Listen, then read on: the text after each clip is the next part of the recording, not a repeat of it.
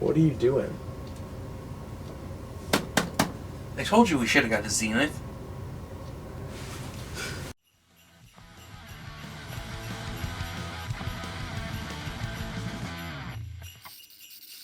Light bright. Hey guys, Lex out here. I'm Bat Tracy. Punk Rock Blues. I just woke up. Hey, you have to take off your makeup. We don't have time. It's Christmas edition. It's day 2 of the 25 Days of Christmas 2021, an extravagant telenova spectacular bash. That's what I said. What did we watch I'm really today? tired. We watched Gremlins today. It was totally today. We watched Gremlins. Not Gremlins.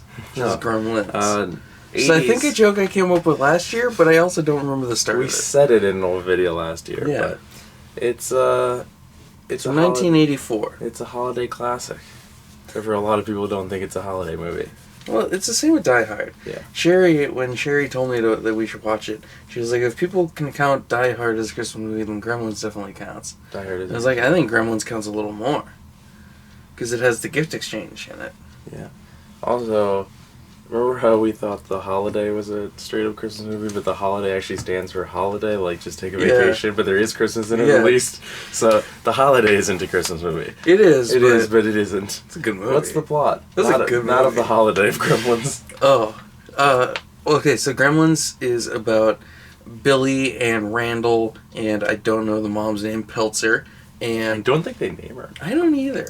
I think she's just Mrs. Peltzer. Yeah. Anyway, so Billy Peltzer's working at a bank, and he's like in charge of all the financials for his family and taking care of his family because his dad's a failed inventor who makes these weird machines, weird and wacky All of machines. them are good ideas, though. They are and pretty good It's ideas. weird that they aren't implemented in real life today. But yeah, he makes inventions that just don't catch on, so he doesn't really make a lot of money. But anyways, Dad finds this old Chinese shop, and like mysticism shop, which is a little racist, but this movie's from 1984, so. But yeah, he buys a mogwai for his son, and then he's like, there's the 3 rules. Don't feed it after midnight, don't get it wet, and it doesn't like bright lights. And then his son, along with Corey Feldman, gets it wet, and then the Gremlins, they wreak fucking havoc on the town. And also, Dick Miller does not like foreigners in this movie. Oh. Yeah, we wanted to call that out. So, what's your rating? What's my rating? Yeah. I give this 5 stars. No. 5 golden rings. I really like the Gremlins franchise. I think it's a fantastic movie. Also, we'll get into the specifics, but what's your rating? I'm giving this 5 golden rings. Okay. I do not remember how great it was. Like, Yeah. I knew it was great. It was very good. I barely have any problems with it. Yeah, it's very, very good. Besides Dick Miller, every sequence he's in. No, I was going to say besides the point that the fact that I kind of fell asleep at the end. This is true. That was just a little bit of it. That was because it was dark. We didn't have any lights on because it was Gremlins. So that's why I don't have my light. Oh, but it code. was a scary movie. We were supposed to have the lights on. Oh yeah, what did we say? We wanted to watch all of the non-scary movies in the dark and all the horror movies in the lightest possible. Yeah. So yeah, let's get into specifics. We don't need a spoiler section for this movie because it's from 1984 and But everyone's real seen quick, ask me what's my rating for Gremlins 2? What's your rating for Gremlins 2? 5 golden rings. They're on par with each other. That's how Die Hard 1 and 2 are.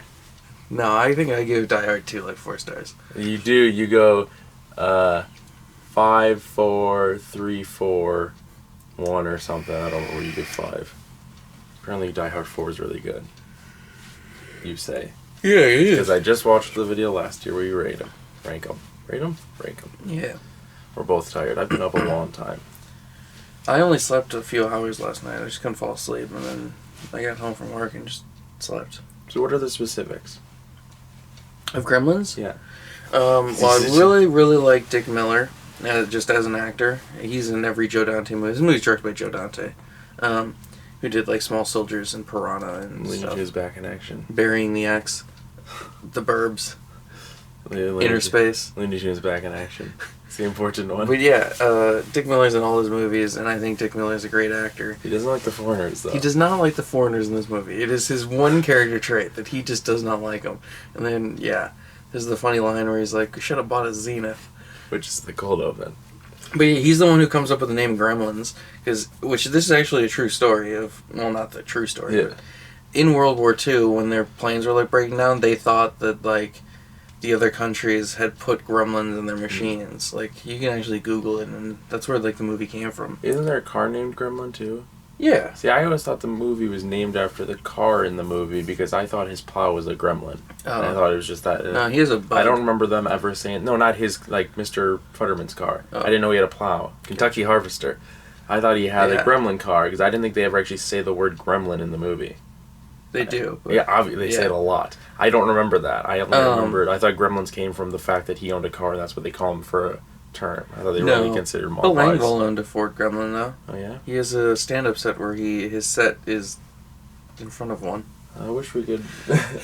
I wish we could watch a Bill Langvall movie for Christmas this year. I know. Yeah, what specifics did you like? I mean, all of it. Also, Howie Mandel voices Gizmo. Yeah. And this movie... Frank Welker is it's one of the movies that led up to getting a PG-13 rating, because it's only PG, and it's gruesome at parts. One, it's really dark, and like there's the famous sequence where she's like, my dad climbed into the chimney and died. Famous to you. It's your favorite part of the movie. I found his body, and we thought it was a dead animal, but then they pulled out my dead dad, and I noticed the smell, and it's Phoebe Cates, who's in Drop Dead Fred. She's amazing. Speaking of actresses, yeah, the actress, I don't remember her name. The actress that played the 13-year-old whatever in 13 Going on 30 turned 30 today. That's weird. Is it weird or is it just cool? It's just cool. Also, don't fact check that because this is definitely December 2nd. Also, this movie... Not a long time ago. This movie goes 0 to 60 real fast. Yeah. Because it's like, oh, look I have this cute little gizmo thing. And then they get it wet and he's like, hey... science teacher, can you look at these? That was one of the things I was going to bring up as specific, is that there's a prominent black actor in a main role. Yeah, he has a strong role for a 1984 movie. I mean, they kill him first, but yeah, it's a stronger role than Corey Feldman has. I think he's only like the first of 2 on-screen deaths. Yeah, human deaths. Well, because we killed Deagle. Yeah, and then the Futtermans die off screen, right? Well, Futterman doesn't die because he's in the sequel. Oh, is he? Yeah. You hear about him dying. They say they run him down with the plow in his house. He lives from that? Yeah. I think that was just to get him in another movie. Anyway, because Joe Dante said he was in it. But yeah, Mrs. Deagle dies gets shot out out the window. But so like the Gremlins, they kill him. I thought they were gonna eat the cat. What movie is that where they eat the cat? But they then the Gremlins for like the middle part of the movie are just in the bar. Just like having a good time, it's just like singing and drinking and throwing shit, playing cards. For some reason, she's such a good waitress. Like she still serves them. Yeah, but then, they go from that where they're like being rowdy but having fun to Stripe has a gun, and then they're in the department store where he's legit trying to murder Billy. Like he throws a saw blade at him, he attacks him with a chainsaw. Yeah, how many gun? Because I don't think a lot of people... The debate is always if it's a Christmas movie or not, but I don't think a lot of people remember that it is a horror movie. Yeah. Like, I think people just remember it as like, oh, it's one of those movies from the 80s. Also, I think I could take a gremlin. They're so small, and how strong are they? They don't give any barometer of their strength in the movie, because there's a part where Mrs. Pelcher's getting attacked, and it's like on her back choking her. You can just grab it and go like, fling it. Are you fast enough for a gremlin, though? Because it got speed. Yeah. Pretty quick. I can just kick it. Like, you saw the bit where he gets dragged by the chainsaw into the wall and he's like, oh. It's like, just kick it in the head. And then it'll be dazed. And then you can just pick it up by the leg and smack it on the ground a few times. There are some brutal gremlin deaths. Someone gets blended. Someone gets a knife. Someone gets their head chopped off with a sword. They get put in a microwave and it blows up in a microwave. Most of them explode in an explosion. And then... After the explosion, they zoom in on them melting in the fire. Where they're like, ah! That was when I fell asleep. Yeah, you do. I think this is a short one because everyone's seen it. I don't know much to say. The good ones we've said are always always hard to talk about, and I have to go to work. Yeah, that's true. And Stripe has a gruesome death. I think you were falling asleep for it, but awake for the actual death. He goes into the fountain. Oh, yeah. To multiply again. Yeah. And Gizmo comes in with a save where he's driving the Barbie car. And there's a great part where Barney, the dog, is like looking for Billy. And then Gizmo comes just flying through and hits his legs and goes, move, honk honk, move. But then Gizmo comes in and draws the shades and goes light bright, and then all the lights come in and just horrifically melt Stripe down to a skeleton. It's gruesome looking, and it's one of those effects where I'm like, how do they do that? 'Cause it looks great. So yeah, I think that is it. This is the outro. It's the part where we do the outro. Hopefully it was at least 10 minutes. Yeah, it's been more. It's like 15. Okay. Like this video, give it a thumbs up if you enjoyed. It really helps the channel out a lot. Don't forget to subscribe for more videos and hit that notification jingle bell. So you get us all the time, especially this month. You get us for 25 days. It's free and you can always change your mind. I'm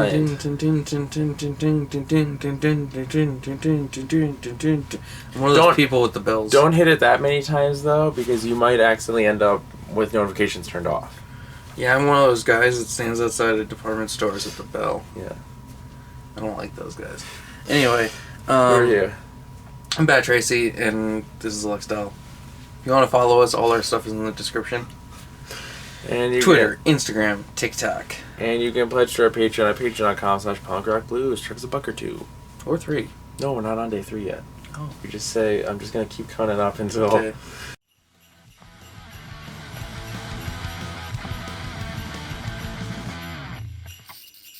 Tomorrow's movie, can you believe it? Hey, would you say we're brothers?